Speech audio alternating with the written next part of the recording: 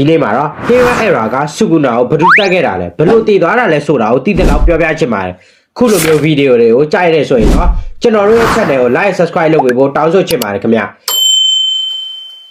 Hera Era ဆိုတာလက်ရှိ UG တို့ခေတ်ကနေပြောရရင်လွန်ခဲ့တဲ့နှစ်ပေါင်း1000 AD 994 1185ကိုဆိုလိုတာဖြစ်ပြီးဒီခေတ်ကို Jujutsu လောကရဲ့ Golden Age လို့တော့ခေါ်ရလောက်တဲ့အထိ Special Grade Society အင်အားကြီးကလန်တွေခေါ် user တွေများစွာရှိပါတယ်ဒါပေမဲ့ဒီလိုကြမ်းတမ်းလှပါပြီးဆိုတဲ့အကောင့်တွေရဲ့အပေါ်မှာရှိနေတဲ့သူကတော့ Roman Sukuna ဖြစ်ပါတယ်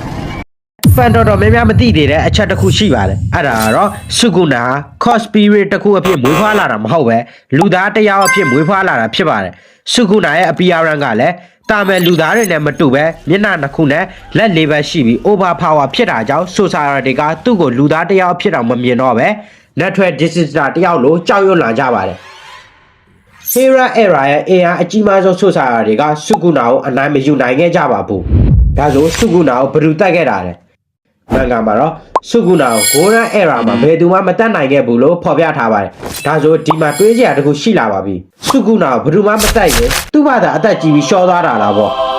အဲ့လိုလဲမမှန်နေပါဘူး Stronger တယောက်ဖြစ်တဲ့သူ့အတွက်ကတနေ့တခြားညီးငွေ့လာပါတယ်ဒါကြောင့် Sukuna ဟာသူ့ကိုစိန်ခေါ်နိုင်မဲ့ပြိုင်ပွဲမရှိတော့တဲ့ခေတ်ကိုကြော်လို့ပြီးအနာဂတ်မှာပိုအားကောင်းတဲ့ society တွေနဲ့တိုက်ချင်လို့ cause object ဖြစ်ဖို့ရွေးချယ်ခဲ့ပါတယ်ဒါကြောင့်သူ့ဆိုကိုလက်ချောင်းအချောင်း20ထဲမှာခွဲထည့်လိုက်ပြီးတစ်ချောင်းချင်းစီတိုင်းမှာလည်းသူ့ရဲ့တည်ရှိမှုကိုဖော်ပြနေပါသေးတယ်ဒါပေမဲ့ Sukuna က cause object အဖြစ်ပဲရှင်းတယ်မို့မဟုတ်ပါဘူးခံချက်ခုနဲ့ binding vote ပြုလုပ်ပြီးသူ့ရဲ့တည်ရှိမှုကို20 finger အဖြစ်နောက်မျိုးဆက်အထိဆက်လက်တည်ရှိစေခဲ့ပါတယ် season 1မှာ